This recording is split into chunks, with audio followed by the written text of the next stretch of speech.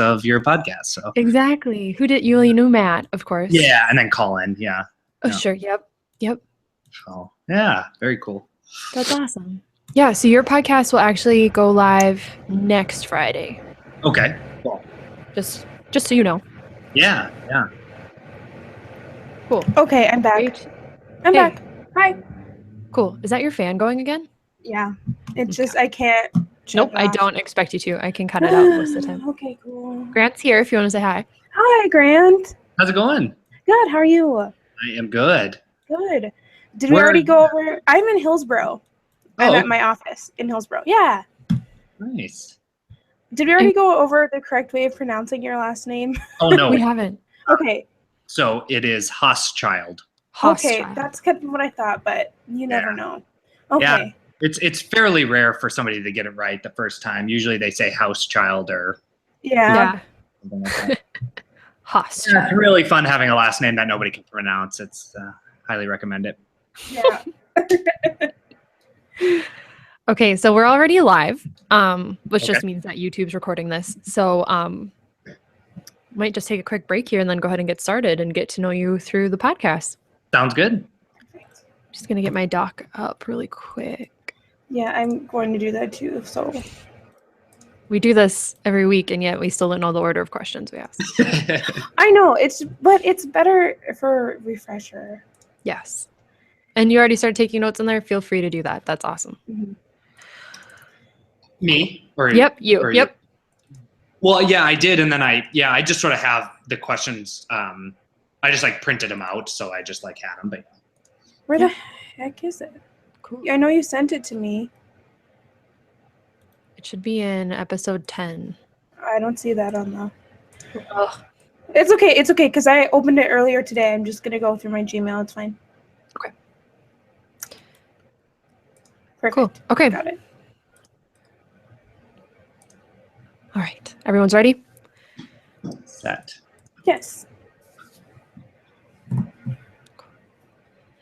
Hi, everybody, and welcome to the Small State Podcast. My name is Beth Feldner, and I'm broadcasting here from Minot, North Dakota. And I'm Rachel Pishtek, and I am again at my office in Hillsboro, North Dakota. And we are joined today by Grant Hauschild. He was recommended it was Matt who recommended you, right? That's right, yeah. Yes. So he was recommended by Matt Purdue, and we're really excited to have you here, Grant. Yeah, I'm excited too. I was just telling Beth before we got started here that I have taken a little bit of my time to listen to some of your other podcasts and have really been excited to just hear the stories of different North Dakotans and what they love about North Dakota. And I think your premise behind this whole idea is really great. So I'm honored to join you and excited to learn a little bit about you guys as well. So thanks for having me. Yeah, thanks for saying that. You research before you came on the podcast, so you better be really good. I'm just saying. Like a true adult. Wow. I'm impressed.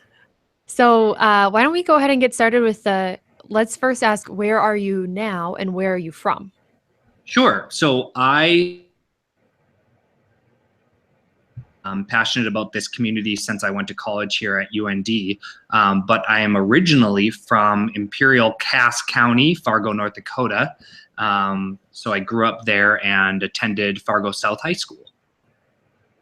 Amazing. Sorry.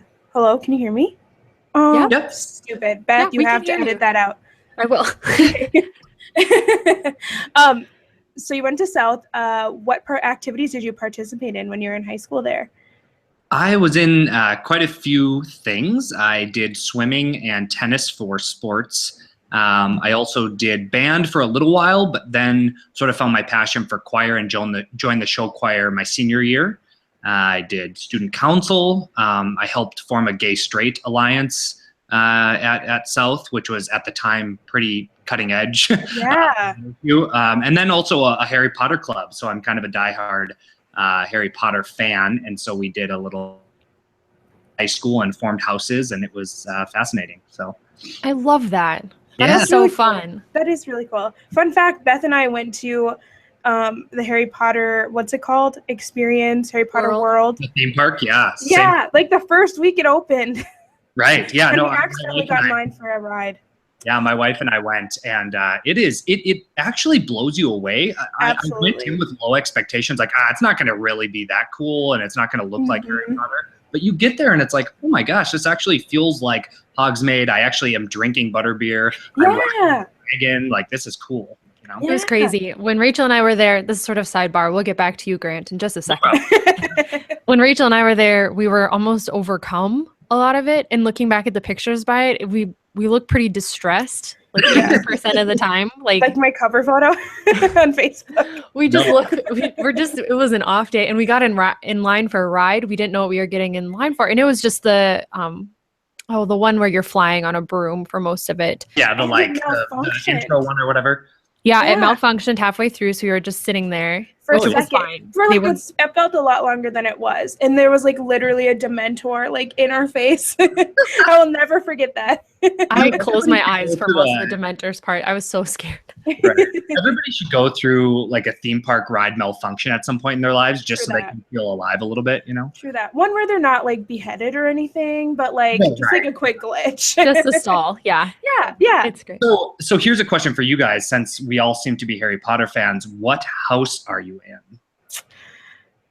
Do you know? Yeah, I do. I've taken the quiz so many times. Right. Just to test myself. And my friend Steven likes to make sure that we're all in the same, like that we all are true to our answers too. So even though we've taken it, he looks over our shoulders while we take it again to keep us honest. That's awesome. But I was in Gryffindor. The first time I took it, I was in Slytherin, and then the first time I was in it, I was in Slytherin, and then Steven watched me take it again and corrected some of my answers, and 3 times I got Gryffindor. So he saved you. That's good. Yeah, he saved me. How about you, Ray? That's of no surprise to me. The first time I took it, I was in Ravenclaw, and I really want to say that I'm like true to the Ravenclaw way, but I took it a couple other times, and I know deep in my heart that I'm actually a Slytherin. As much as I try to that's not a bad thing. Do to yourself. I think that's important. Yeah, but I know that I'm a Slytherin, and I don't think that'll surprise anybody either. How about you, Grant? I am a proud Hufflepuff. Oh, very loyal, oriented. So I have like 3 Hufflepuff t-shirts, I'm pretty sure. Oh my gosh. That's awesome. Yeah. That's amazing. I do have a Gryffindor scarf, but that was back when we went the first time, and I couldn't not get one, even if I was truly something else. But now I am. I'm a Gryffindor, so. There you go. Cool. What a nice mix we have here. It is, diverse. I'm sure it will add to the discussion, yeah. Mm-hmm. Absolutely. So let's get back to you, Grant. We don't know you very well, but love getting to know you over this. Can you tell us a little bit about when did you graduate high school? And Fargo is much bigger than the high schools we went to. How many were in your class that you graduated with? Yeah. I graduated in 2007, which, speaking of, means that my 10-year reunion is coming up. God, that is terrifying. And I graduated with I think it was like 550 students, so it was pretty big. And part of me really loved it in the sense that you were always kind of meeting new people. You could become friends with different groups, and not feel sort of limited, I guess, for a lack of a better term. But on the flip side, you sometimes get a little lost, right? And you don't have maybe as much attention from the teachers or that sort of thing. So but great high school experience. Really enjoyed it, and still some of my best friends to this day are from high school. So definitely a great place. Yeah. So you mentioned that you had a good time in high school. Was it an easy transition for you, I guess, going to a larger high school and then transitioning into a larger university, or were you overwhelmed, or how was that transition for you? Yeah, that's a good question. First and foremost, I was not a very good high school student in terms of academics. I just didn't really know what I was doing. I wasn't good at math or science, so I wasn't good at like the hard science stuff. And so I think I felt a little lost, particularly up until about my junior, senior year. Then I really, I sort of alluded to this earlier. I became captains of my sports teams, and I sort of discovered my potential a little bit, but I was still scratching the surface. And so when I got to UND, surprisingly, it did not feel that big.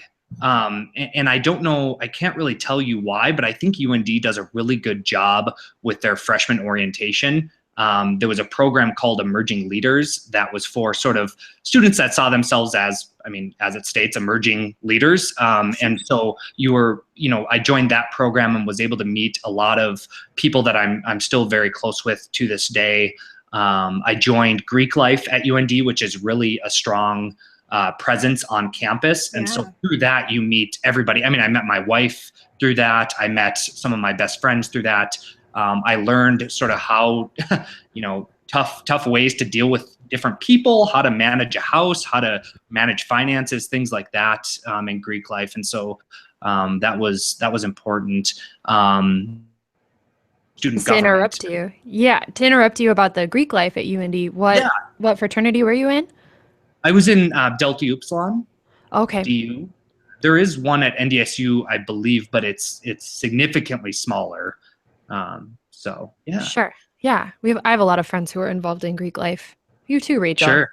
At UND, which is not something I had offered to me. So it's always fun to hear, how that helped during the college years. Yeah, it's really, you get 40 guys together living in a house, and you can imagine, not just the stereotypes of what happens, but also just the managing of relationships, overcoming adversity, talking openly about issues that maybe you see happening with groupthink. So whether it's dealing with maybe prejudice, comments, or trying to get finances in order for that chapter house. You're dealing with issues with your peers, not people under you. And so it can really teach you how to deal with the real world, I think, in a sense, because in the real world, you constantly have to deal with your peers and how you overcome challenges. Yeah. And so that was, and it makes you closer, I think, and brings people together. So I wouldn't trade it for the world. That's for sure.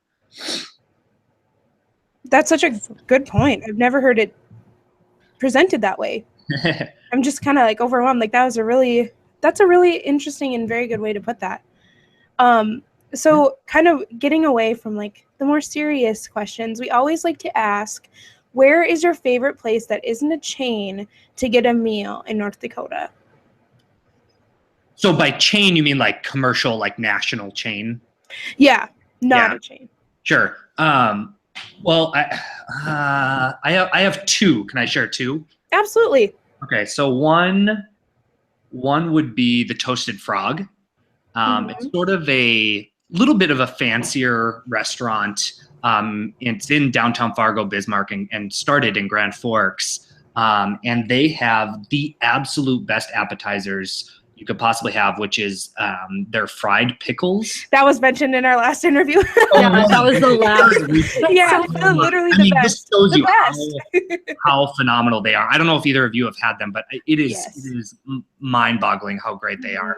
And then the one item on their menu that is, I think, not as well known, but still just as good are their buffalo wings. So I would encourage people to try those. The second one, and this is probably kind of a stereotype for somebody in Grand Forks, but red pepper is something that I am addicted to, and I don't know if there is some sort of drug in the meat or what it is, but I cannot stop myself from eating 9 to 10 tacos every time I go there.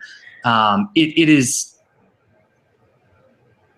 actually a crazy experience every time I go there. No matter how many times I do it, I just am a glutton. Like I can eat infinite amounts of food at that place.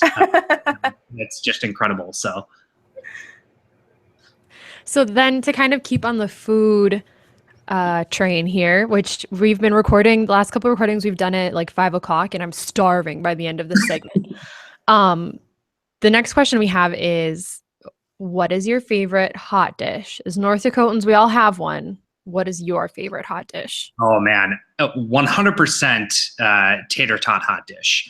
My dad has been making me tater tot hot dish since I was, a little boy, and so I finally learned how to do it. Which obviously, as you probably both know, it's incredibly simple. But I make mine with corn, not green beans. I think that's a critical. That was in our last interview too, and I had said before, and I'll say it again, I've never heard of tater tot hot dish with green beans in it. So controversial statement. Yeah. We're sort of taking over, Grant. Controversial statement, and I didn't say this in our last podcast recording, which, Grant, you have a lot in common with Erin Oban Hill. So if you... Love her. Yeah, Erin Hill Oban. Yeah, you guys have a lot of food similarities, so you guys should go out to eat sometime. I've never seen tater tot hot dish without green beans. What? Yeah. Oh, wow. This is a weird. So neither of you have seen it the other way. No. Right. And typically I would blame that on because Beth is originally from the west side of the state and I'm from northeastern North Dakota. And so typically I would blame that on the east-west divide. But Erin, who is also from Ray, said that she prefers it with green beans too. With corn. So I don't know what the deal is here. Also, when we had tater tot hot dish in school, they usually would just omit vegetable.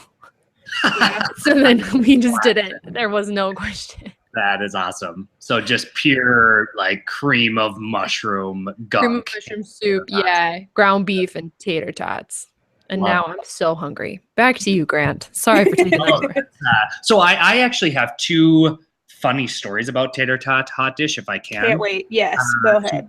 So one of them, and we'll probably get to this at a later point, but I'll skip ahead. I lived in DC for a while.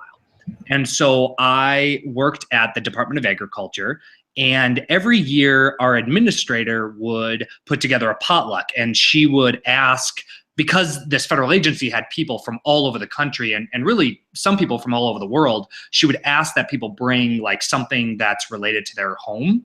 And so people were bringing gumbo from New Orleans and Texas barbecue and Kentucky Fried Chicken and just all this crazy stuff. And naturally, I of course made my dad's tater tot hot dish.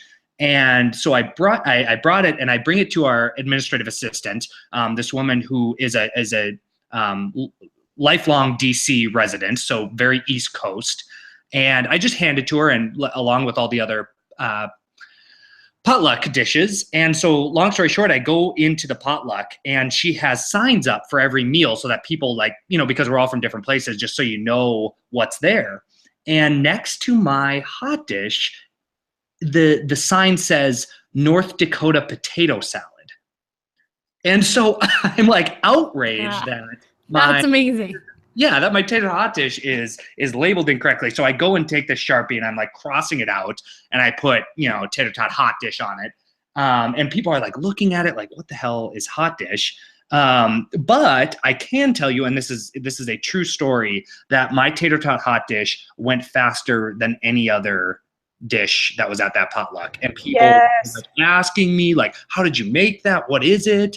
And asking me about the origins of hot dish and what that meant. And it was so fulfilling to be yeah, that's right. I mean, North Dakota hot dish, that's up there with Texas barbecue and gumbo, So I'm so hungry. I know. That was my first experience with presenting it to a broader audience. The second one, and this is a much faster story. My wife is sort of a health nut. She generally eats pretty healthy and errs on the side of vegetarian. And so when I made my dad's tater tot hot dish in front of her for the first time, she looked at me like I was insane. Made, and she's from Minnesota, so she at least generally gets it. But right.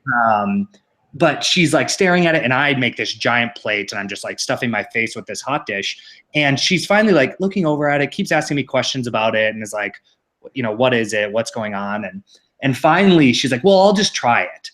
So she takes a little bite and she's oh yeah, it's fine, I guess. And eventually the whole point of this story is that she gets a giant plate herself and finishes it clean, and is now right on the hot dish train alongside. Yes. So. Good. I was gonna wonder how you got married if she didn't like it. That's serious business.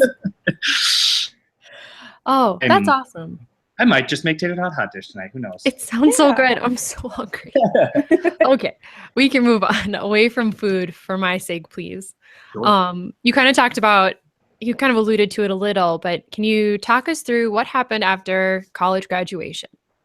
Sure. So I had been involved in student government. I was the student body vice president at UND, and I received a Truman Scholarship, which I know other people on this podcast have talked about, which brought me to DC. So shortly after graduation, I immediately moved to DC for a fellowship. And, the plan, like everybody else, is to just be there for a little while. And eventually a position came open at the Department of Agriculture, sort of a fellowship internship type position. And I just started really liking it. I was in rural development, so I was doing, economic development strategies and talking with communities all across the nation, economic development plans, super nerdy stuff. And I eventually just sort of moved up and showed my passion and drive.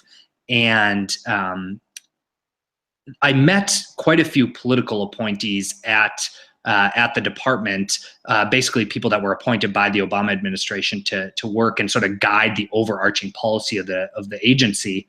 And I sort of started asking, how does one become a political appointee? What do I do?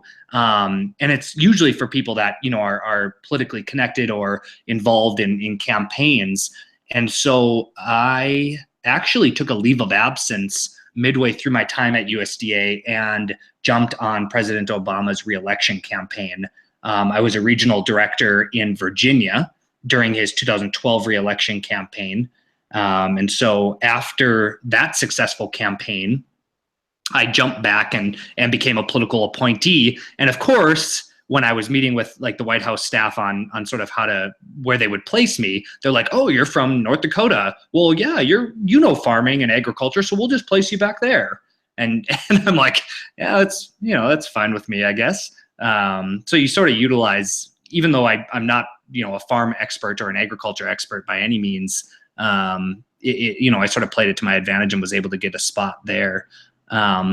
So after that, Senator Heitkamp was elected U.S. Senator from North Dakota, and I was asked to come and do policy work for her.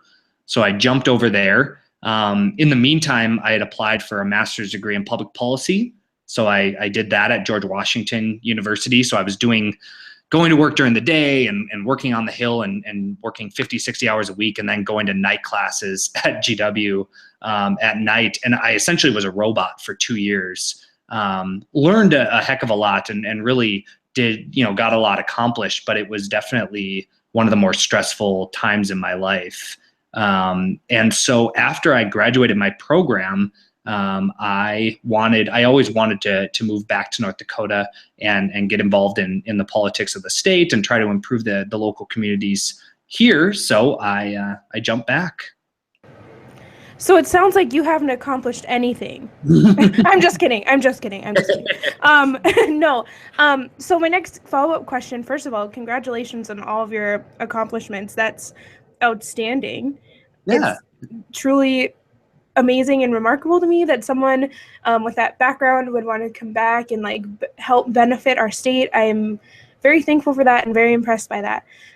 So my next question kind of leads into that. So first, what exactly is it that you do now? And second, what was your fire and your passion for getting back to North Dakota and using your abilities that you had developed throughout college and your experience in Washington, D.C.? What made you want to come back and do that here? Sure. So, sorry, what was the first question? Oh yeah, what exactly is it that you're doing now professionally? Oh, yeah, gotcha. Okay. So now, so when I moved back, I now get to do another passion of mine, which is my passion for UND, my alma mater. I had mentioned that I wasn't a great high school student, and when I got to UND, I really sort of came into myself and realized my full potential and got super involved. And, like I said, did student government and the Greek life thing and all of that. And so when I came home, I sort of started delving back into my networks within UND and learned that you could actually have a career in trying to raise money and support your higher education institutions. And so I got involved at the UND Alumni Foundation and became, I'm an associate director of development, which is a fancy word for saying I do major fundraising for UND. So I do raise money for scholarships, I raise money for building projects, and I just go around and I meet with as many UND alumni as I can and have dinner with them, talk about their passions, talk about my mutual passion, and then find a way to connect them to the place that they can make the most impact if they want to and have the capacity. So it's really fulfilling job because I just get to basically see my passion come to fruition through others people's passion, and it's really exciting to connect people and make them feel like they're able to make an impact back at their university. That's so interesting, Grant, because I feel like I talk to exclusively young people who have to raise money. I know Rachel and I both have to do it in our positions, and hearing you talk about the way you do it, making connections and stuff. Do you have any, is being able to put your passion behind raising money for these projects? Do you have any insight into, has that been fun for you, or is it draining for you? Oh man, it's not draining at all. In fact, I can't imagine fundraising for something that I wasn't passionate about. Right. If anything, I think having the passion, because you have to make a donor feel like what you're telling them is real, I can't sell them a used vacuum, right? Like you've got to tell them that what they're able to make an impact in is actually going to make a difference. And by having the personal experience alongside them of having gone through it, of connecting with their mutual experiences. So if they say, I was in the political science department in Gamble Hall, room 1, I can be like, yeah, me too. And I had this professor and, this is what I, remember about it. And then they start talking about their nostalgic experience. And it almost becomes like a joint passion talk, right? I mean, it's just like you're just sitting there reeling off the things that you've mutually experienced. And then eventually when you get to the point of raising the money or asking, the hard ask for them to make the impact, it almost comes second nature because you've already determined that the person cares a heck of a lot about it. And so I have found it, I don't mean to say that it's not difficult. It of course, raising money is always going to be difficult, but when you care about something and you find people that also care, as long as you're connecting it to that passion, you should see the money come in the door. Mm-hmm. Exactly.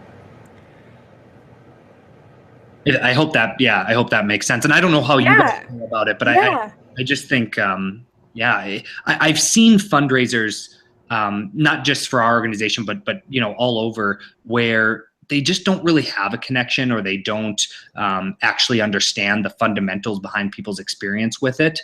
And to see those people try to raise money is it just doesn't work as well. I think you could be the most incredible fundraiser and know all the techniques and know all the right buttons to push, and I still don't think you'll bring in as much money if you don't have that fire.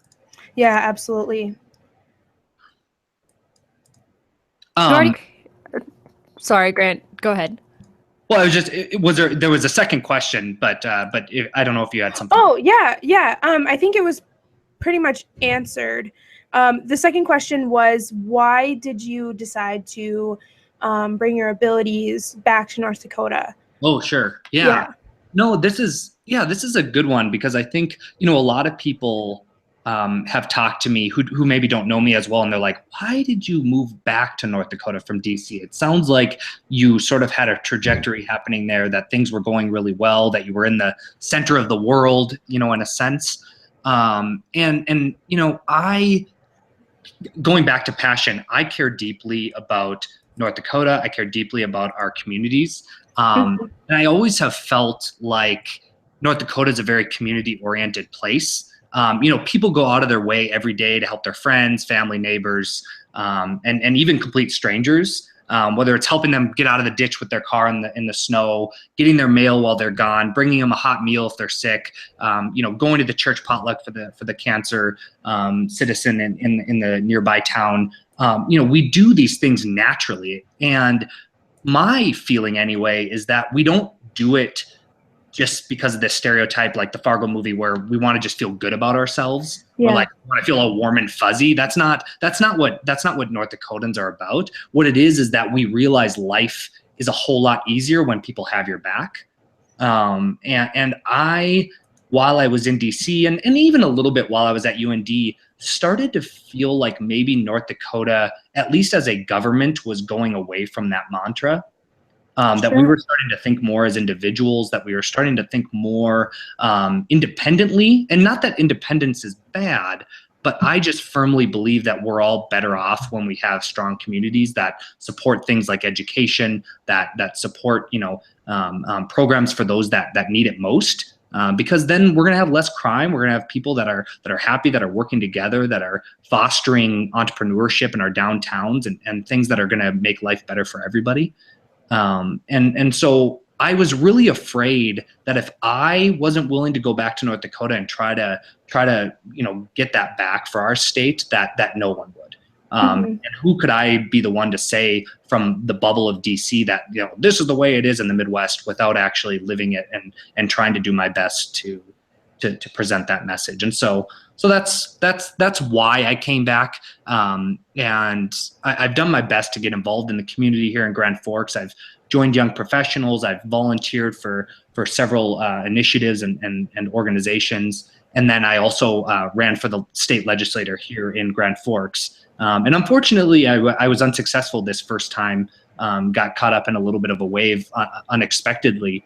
But I'm still driven by this idea that I think North Dakotans really do want to be in it together. So I'm hoping to continue that mission and do my best. Yeah. That's such a good statement. Got caught up in a bit of a wave unexpectedly. I feel like that describes so much about politics as a whole right now, which is so funny to hear and true. Absolutely. But this isn't a political podcast. The next kind of question is a huge question, and answer it as you wish. We always get kind of different answers, and it's such a huge and vague question. But what is your end game? What would you like to accomplish? What would you like to see in your future? That's a deep question, a big question. I think it goes back to what I just said. I mean, I don't have like a job in mind. I don't have a position in mind or things like that. I don't think really people should, because I think it becomes more about you individually than about sort of the mission of why you're there in the first place. And so my hope is that I can find opportunities and grow as a leader in North Dakota and the Midwest, where I can make a difference and where I can try to spread this message that our communities are stronger when we're in it together. And so whether that's moving up at the UND Alumni Foundation, getting involved in politics locally or at the statewide level, I'm not sure, but I want to do my absolute best to accomplish what I believe would make our communities a better place. I have to say, as someone, I'm just a few years younger than you, but to hear continually, we hear people say, I don't know exactly what it looks like. That is so comforting. Because so often people are saying, like, you have to have a goal to reach for. And of course, we all have goals we're looking for. But to know that for a lot of us, our future job isn't a real thing, and that we're looking for what feels right. I just love that. I love hearing other people tell us about that. So thank you. It's about the work. I think sometimes if you have too much of a specific goal in mind, you forget about the work itself. You forget about sort of that mission of why you actually want that.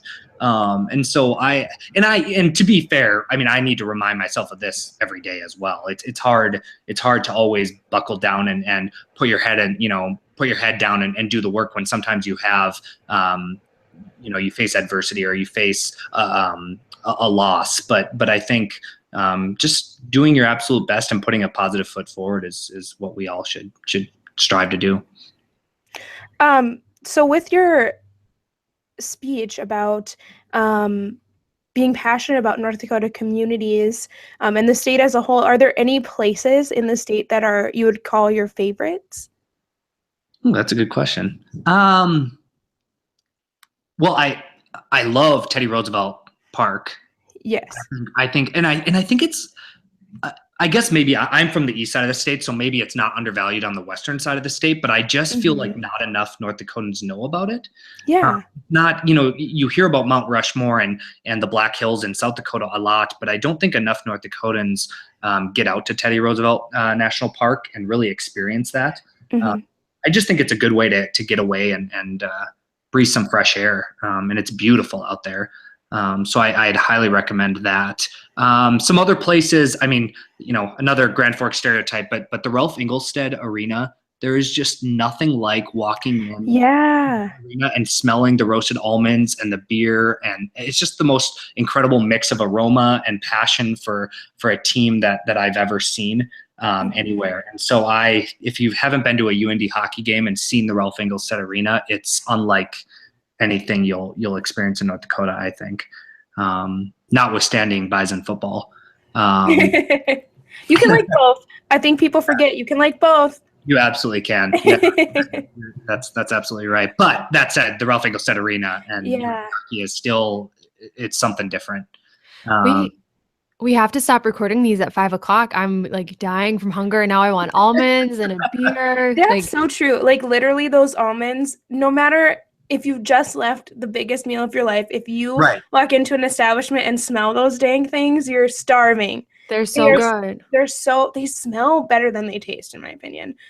Yeah. But it's amazing. Yeah, no, I totally agree. That smell makes you feel like you're in heaven. And then you eat them and it's like, yeah, that's good. I mean, it's definitely good, but it's not heaven, right? Yeah. Absolutely. Yeah. The other thing I would say, and this is not like a specific place, but growing up in Fargo, one of my favorite things to do when I was young with friends was just drive outside of the city and start to get to sort of the farm fields and the prairie. Get out of your car, sit on the front end and just look at the stars. I don't know. There's something about that was refreshing. Getting out of a city and maybe I don't think I noticed it as much while I was in North Dakota, but when I moved to DC, especially just the idea of being able to get in your car, drive somewhere and have fresh air and open spaces. Yeah. See the horizon. Oh my gosh. It is just it's one of the most, I wish more North Dakotans understood how lucky we were to have that, because I think it's so relieving. Yeah, absolutely. I kind of can relate to that because I grew up on a farm in northeastern North Dakota, but I went to college at Concordia and I still live in Fargo to this day. And when I was in college, especially towards the end of like my college career, my best friend and I, who is also a farm girl, we would get in the car after like a long day of studying and then drive out to like Horace and just, okay, we feel like at home, we feel comfortable, like we can see like for miles, okay, we're going to make this, we're going to graduate and everything will work out. So yeah, I haven't heard other people express that before. So I'm glad that you brought that up. Yeah. How about you guys? What, I mean, maybe you've probably already done a podcast on this, but what is there anything I should know? Favorite places? Favorite places? Yeah. Well, the state fair doesn't suck. Oh man, you're gonna hate me. I have never been to the North Dakota State Fair. What? Missing out. What? I know. It's so fun. This goes back. This is an interesting point that I wanted to bring up earlier, and I hope I'm not offending anybody. But growing up in Fargo, there is this giant bubble. Like you don't care about the rest. You just don't care about the rest. You think that you're like your own entity, and you. It's almost like going out to Bismarck or the western side of the state is a different place. It is. It really is. We talked about this like several times because we're both Class B girls. So to do anything, we had to drive. So we knew where things were, particularly like Highway 2. I could tell you every town on Highway 2 east or west to east. But like Clay, my husband is from Bismarck, and he couldn't tell you like Epping, where Epping is, or Brockett, North Dakota, where Rachel grew up. And we just drove a lot more, I feel like, because we didn't have that bubble. Like we were best friends in high school, but we lived 4 hours apart. So it was just it's a different world. And also in Fargo, we don't draw a lot of people from the Fargo market for the fair. Marketing, we've got our own stuff going here. Marketing deep cut here. There's a lot of entertainment in the world, and a lot of it's in Fargo. Right. And so I should State Fair too. Right. Yes, I have been to the Minnesota State Fair several times. Amazing. Traitor. No, just kidding. I know I am. No, they're different, and I encourage you to come, but I'm not going to pressure you to come. Maybe later. Well, I do. I need to get out there. I do. I will say though, just to back up, I did once think that Fargo was a bubble and that the rest of the state wasn't as good, but I have since realized that Bismarck and the western side of the state is incredible. There's a lot of great, cool things happening there. I obviously call Grand Forks home now and prefer it to Fargo. So I've grown up and matured and realized that North Dakota has a lot to offer. Some of my best friends are from Minot, so I mean I get it. Some of your best friends are from here. Cool. Yeah. There is an episode, you asked if we'd already talked about this. There is an episode where Rachel and I went through our favorite spots in North Dakota. So check that out. People who are listening, and Grant, you too. I think it's episode 1.7. Yep, that's right. Amazing. Okay, so to kind of get back to you, Grant, one of the questions we want to ask, because we're hoping we get a wide listenership, but a lot will be young professionals and people in college and high school. What we kind of want to ask is, do you have any advice for those young people growing up in North Dakota? Yeah, I would say, and the reason I think I say this is because it's something that I have struggled with, and it's something that I continue to struggle with. But I would say if there's ever a time in your life, and we all go through it, where you feel like you should take a risk or do something. And it could be something as small as like getting up and singing that karaoke song, or going out and driving halfway across the state to meet a new friend. Put yourself in those situations.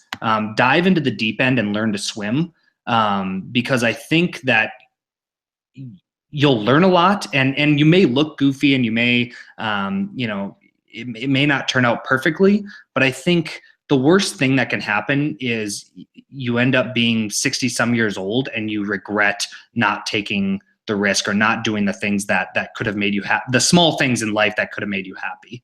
And so I just encourage people to do that. And that goes for larger things in life as well, like starting a business or doing something entrepreneurial or running for office, whatever it might be, starting a new podcast like you guys did. These things matter. And if you're ever thinking about them, just do it. Just do it. And if it fails, who cares, right? I mean, we all fail. I failed in my legislative race, and it just doesn't matter, right? Because you learn a lot from those mistakes. It sounds a little cliche, but I really think no matter how small or how big it is, we should just do it.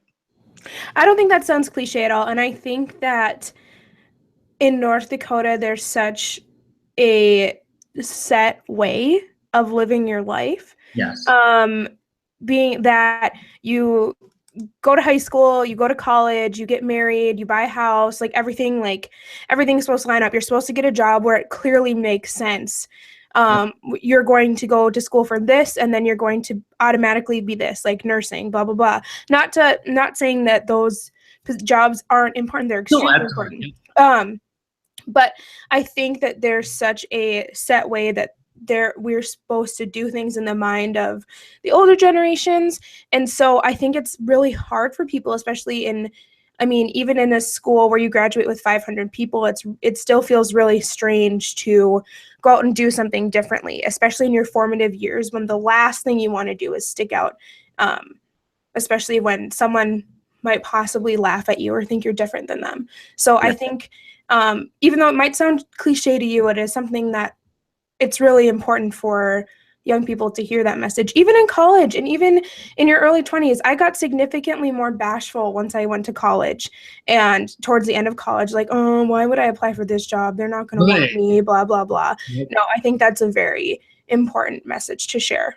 Well, and yeah, it's like we all get into this standard operating procedure. We're all just kind of, we get to be robotic. And I think just imagine what the world would look like, or imagine what our communities would look like if we all got rid of that nagging feeling in our stomach that stops us from doing small things and big things. We just do whatever it is you want to do, get people that also care about it and do it with them. And yeah, I think we'll see some positive results, and I think people will be a lot happier. Sure, they might be embarrassed and they might have some failures, but they'll be happier for it. Yeah. Beth, do you want to get, okay. There you go. Do you want to get into the recommendation portion and explain that? Yeah, yep.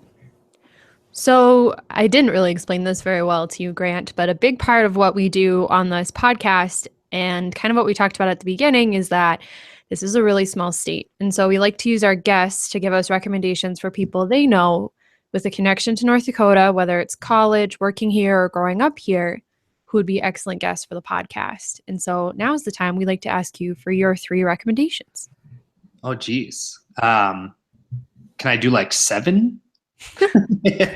Why not? I don't know why we limited it to 3. No, well, let's do 3. Let's do like 3, and then you can sneak 4 more in the So the first one, he's technically from East Grand Forks, but he went to UND. His name is Brendan McCorrick. Went to UND, played football at UND, but is just a brilliant young person and sort of an economic brainiac. He worked for President Obama's Economic Council of Advisors after graduating. He's younger than I am, so he's got to be like 25, 26 years old. And then went on to work at the Brookings Institute. And he's now at law school at Northwestern. But I just think he would bring some really cool national background to it, and how sort of somebody from a small town in I guess Minnesota, but from a small town can go and do some pretty incredible things at a really young age, and would it be an interesting guest. The second is Molly Spaeth.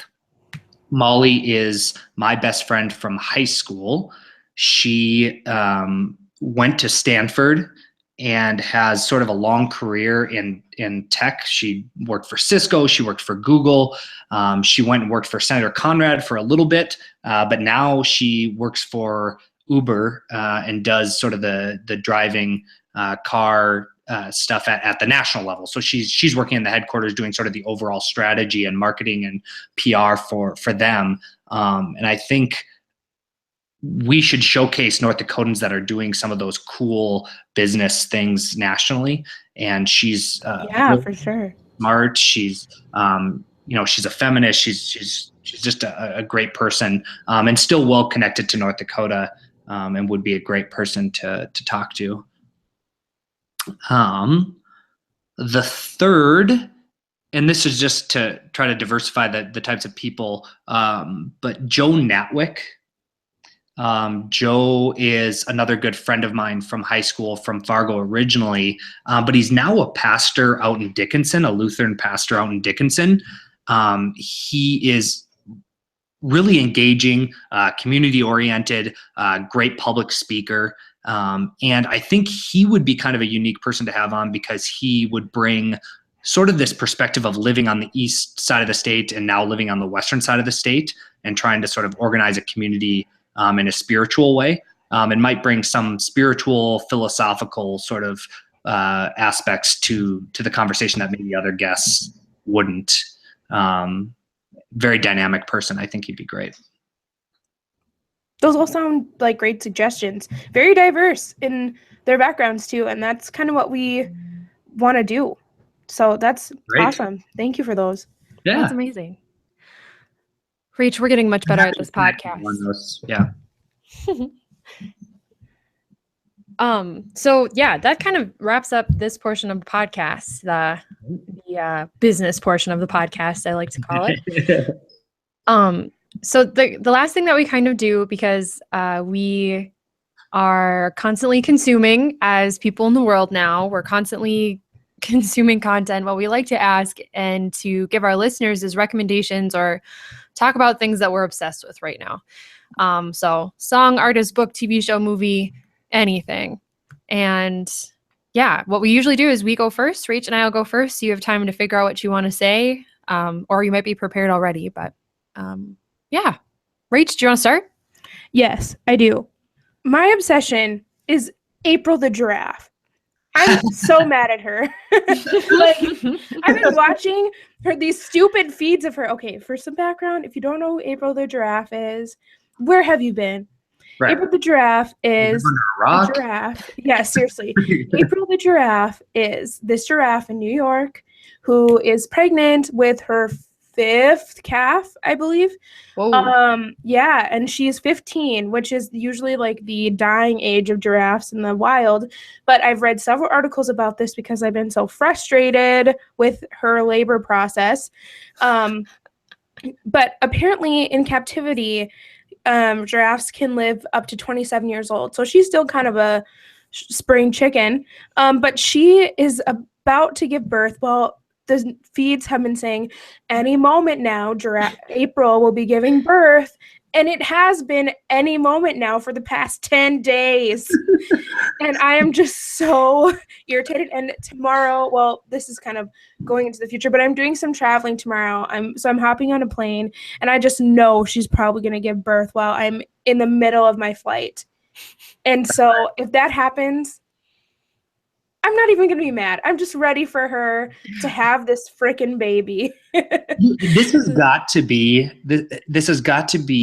a record for the most amount of time wasted by the most amount of time. Seriously. Right? I mean, seriously. Every time I look at the video, it's like there's like 10,000 people watching, but that's been going on for weeks. Literally. Forever. It has been going on for so long. It's been going on for so long. And I usually just have it like I'll keep it on for maybe like 15 to 20 minutes. Like I'll have it on. I have a dual screen in my office. So I'll have it on one of my monitors. Sure. And then after a while, like close out of it. So it's not like I'm sitting there. But I do have a friend who literally sat there and watched it for an hour with no other tasks. I mean, I'm sure he was on his phone. But he sat and watched it for an hour a few days ago. And I'm just like, okay, April, let's go. And every day, like I update my friends, like, okay, this is what she did today. This is the process of her labor. And I'm just so frustrated. I'm ready, April. Come on. Preach. I'm ready too. Good. Remind me not to tell Rachel when I go into labor someday. Okay, different story. This can't last probably any more than like 30 hours. Oh boy, let's not talk about it. Okay. Not pregnant, everybody. Every time we talk about my future children, also I get hundreds of I get texts, are you with child? No, I'm not. We just like to talk about it. Blocking. They're like, what? What? No, I'm not having any children, promise. I'm not today, right now. Today. Currently not pregnant. Okay, moving on from that. Talk about it too much already. Okay, what I'm obsessed with right now, one legitimate thing and one not so legitimate. So right now in the Minot Daily News, judge the paper how you wish on this fact, they run 2 crossword puzzles. So they run the Thomas Joseph crossword, which is probably a little bit on the easier side, simpler clues, and then they run the LA Times Daily crossword puzzle. I'm obsessed with crosswords. It's a recent thing. My husband and I do them together. He annoyingly is like always over my shoulder when I have them, trying to put them together. He goes, you have any I can solve? And he never can. I'm better at crosswords right now. I'm sure he'll get better, but I'm pretty good. And Wednesday, middle of the week, they're middle hard. They get harder through Friday. Friday crosswords are impossible. So yeah, crosswords are so fun. And they're a fun way to take breaks at work and take a few seconds to try to get a few clues, and you're still using your brain. They're really fun. Have you ever seen, I think the New York Times did it, I can't remember, but I saw there was a newspaper that had it, that a crossword as a Facebook Live like activity. Like it was just there and they had somebody typing in the answers on the feed, but like you were supposed to like give your answer. Comment and give answers. Comment. Yeah. Have you I done that? haven't. Have you looked at it? I haven't seen that, but that's genius. Yeah, I thought that was a really great idea. And I saw it when I was at work. So I was like, I don't have the patience for this. I don't have a patience for a crossword puzzle to begin with. So I was just like, oh, that's cool. And like kept scrolling along. But It's a different mind frame you have to get in because they write the words, they write the clues in such interesting ways. But once you start to remember those and remember the tricks that they use, it's really fun. So crossword puzzles, check it out. That must be what I'm getting wrong about it, because I feel like I'm a fairly intelligent person, but when it comes to crosswords and also trivia, for some reason I go in there like the most confident person ever. And I come out every time with my ego deflated. And I'm like, what went wrong? Like, why don't I know the words to this crossword? Or why don't I mean, I'm average at it. I'm not like terrible. Right. Just, I feel like I should crush it, and I don't. And so I've always lacked the confidence to do well.